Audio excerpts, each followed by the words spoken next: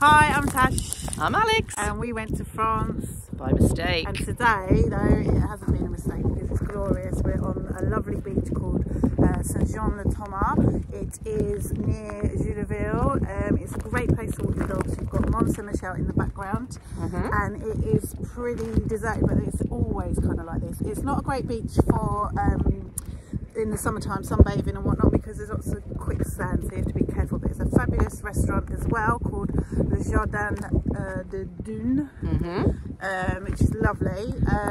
You could take walks across as well to Mont Saint-Michel, across the, it's guided though, across the mud flats so that you don't actually sink in. Yeah, they do actually teach you what to do if you do sink. Yeah, they tell you how to. You've got to like they go, au secours, which is a bizarre help, isn't it, in French, don't you think? Yes, it is, yeah. Like, I don't know if I remember going, au secours, is that how you say it? I think so, yeah. I've never needed to say it, but I don't think I'll be saying that. No, the word help. Yeah, they teach you how to like get your knees, you have to get sort of level, don't you? No idea. I've never done it. Should we turn around? We're going to be in the sun, aren't we? Yeah. So we have to go down that story. Yeah, it's okay. We just wanted to give you a guided tour of the area. Yeah. So today we're going to talk about expats or immigrants or whatever you want to call them. Why do we call them that? Well, you can explain why they're called expats versus immigrants. An immigrant is a person who comes from another country to live in that other country and work and yeah, for various reasons. They could be political, could be monetary. Could be family, obviously. Or expats, which loads of people do like saying and don't like saying, is if you intend to go back. But I suppose the connotation with expat is that you feel like you're a little bit superior. But so call whatever you want to call yourself. All part of the empire. Yeah. So yeah, there are lots of Brits out here, particularly in Normandy. And there are lots of lovely Brits like Alex and myself, obviously. And that will make your whole living in France experience great fun. And I need to get the dog back. Right, we've just retrieved the Monty Dom, which is my dog who was abandoned by the chasse, and I can totally see why, because I actually want to abandon him as well. He runs off, and I'm actually hoping we lose him today.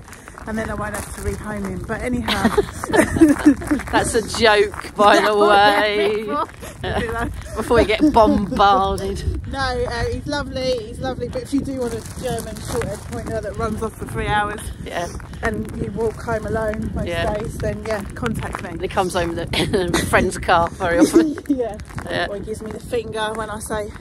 I try and get him from wherever he's run off to. Anyhow, so we're talking about the expats, the Brits, the immigrants or whatever. You have to be a bit wary because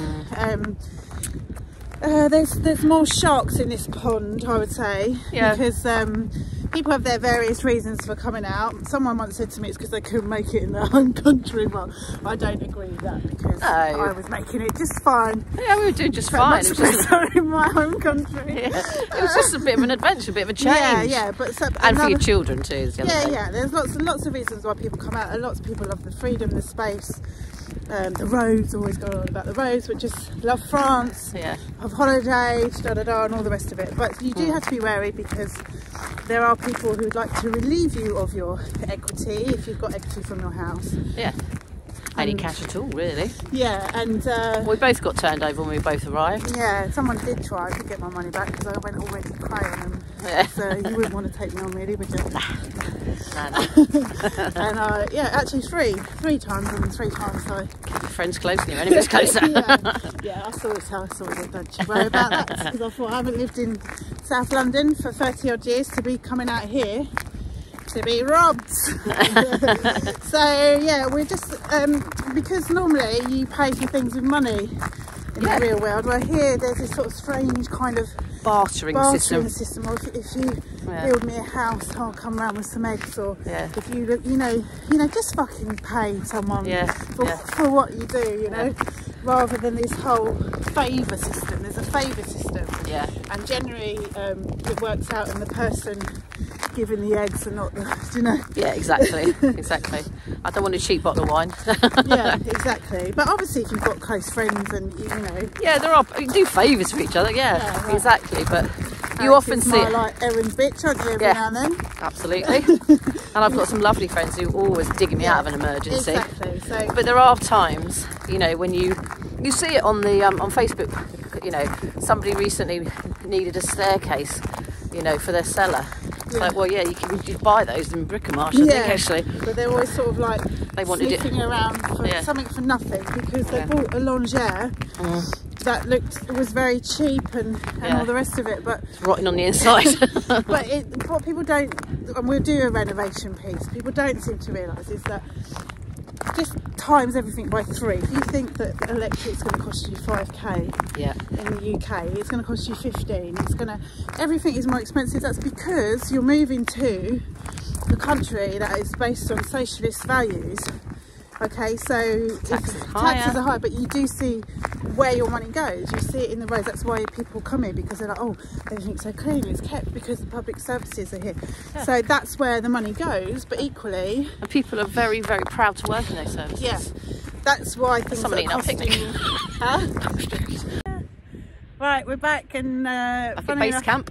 Funnily, no one ate our picnic or made off as Alex was fearful that our picnic was going to be robbed by a French elderly couple and their grandkids. Yeah. In fact, he was just fixing a scooter.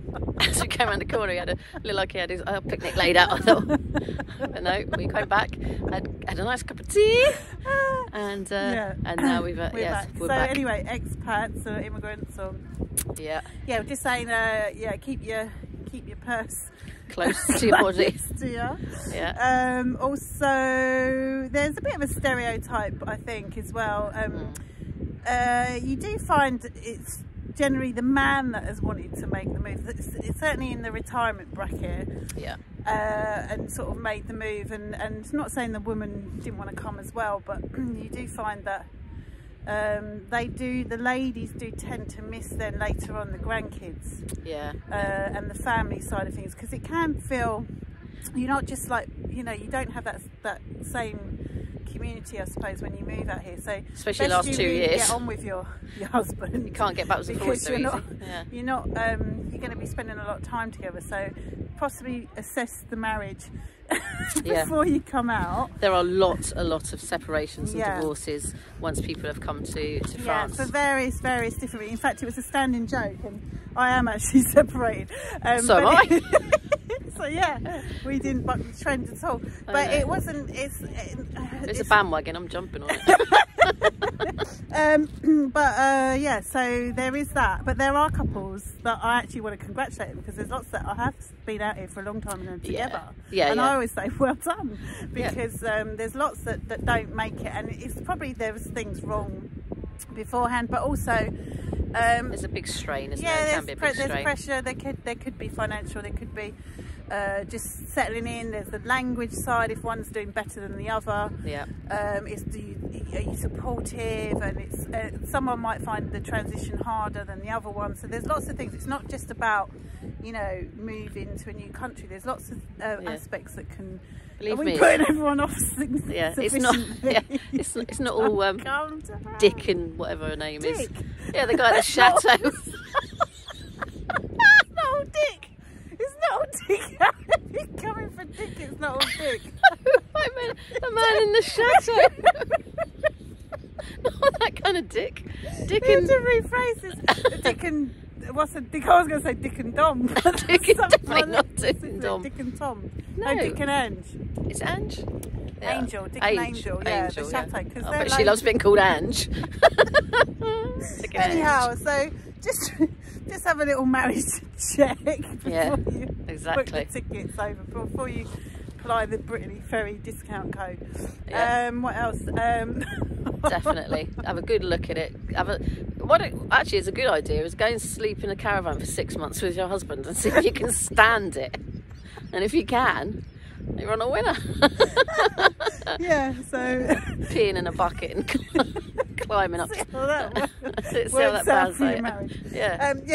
And also, and we don't like to tie everyone's the same brush, but we're going to. Generally, it's the woman that makes the effort with the language. The bloke lets the woman you know. Yeah, I can't think of a couple that's not Well, the no, situation. mine wasn't. We were both on the same page in terms of learning the language, but there's so many Yeah, that caused the problem though, didn't it? So yeah, you can have a thing at who is better at French. Yeah, a good competition. But yeah, so the woman ends up having that kind of burden of responsibility in terms of the admin, the phone, because the school, the guy is like, oh, my French isn't good enough. But guess what? Your French will never be good enough unless you make those phone calls. So you will be waiting a long time because you do not acquire the French language. It takes a hell of a lot of effort. So you need to not have your BBC iPlayer and everything else. But we can talk about language then. We're going to do one on language because we've come across a lot of issues and funny things in the language as well. But yeah, so there's that side of it. But yeah, I'm sure you'll all be very happy. Yeah, welcome to France. Bienvenue. We're very happy. You'll be but very there's happy. some great, we have such a laugh, we have a good time. Summer is fantastic here. Fish and chips are terrible. Yeah. So like summertime, isn't it? We met another friends of ours. You can just, and you don't feel like you need to go on holiday because you are on holiday. The beaches are fab. Yeah. You can get in your car, rock on up, and you really do feel like you don't need to take holiday when the sun's out in Normandy. No, it's great. It's absolutely brilliant. You do in the winter. Yeah, but there's absolutely loads to do. There's lots of free stuff to do with the kids as well. You know, around and about. And that's where you're making savings, is that you can do so much without having to pay. And even like fireworks, like in the UK, you'd have to pay entrance. There's so much that you don't have to pay for, so it's a massive bonus. They have street theatre in Villa, don't they? A lot as well, which was really good fun. So yeah, just with the Brits, you will meet some great people, but you'll also meet some dodgy as people as well. But you'll get that in any expat community anywhere in the world. Yeah, absolutely. And there can be jealousies and whatever, or there tends to be this willingness of not wanting someone to get on. Oh, they call it the crab in the bucket, don't they? Do they? Yeah, you're all crabs in a bucket and one gets to the top, you've got to pull them down.